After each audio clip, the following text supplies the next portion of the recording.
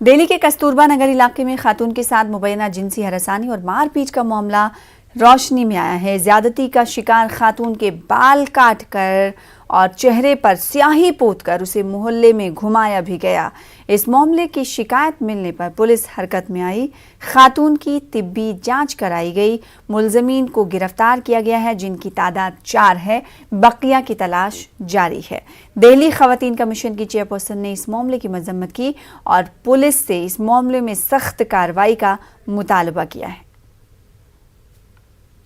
Today, an unfortunate incident of abduction, physical and sexual assault of woman over previous enmity reported in Shadra district. Case has been registered. 4 accused person has been apprehended. Team is deputed to nab the other involved in this case. Victim is being provided all possible help.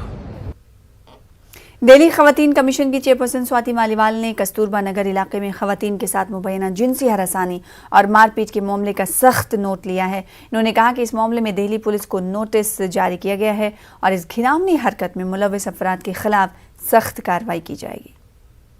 लड़की को उसके घर से जबरन कुछ अवैध शराब बेचने वाले लोग उठाकर लेकर जाते हैं, उसको विवेक विहार लेकर जाते हैं और उसके साथ वहाँ पे 3 लोग गैंगरेप करते हैं।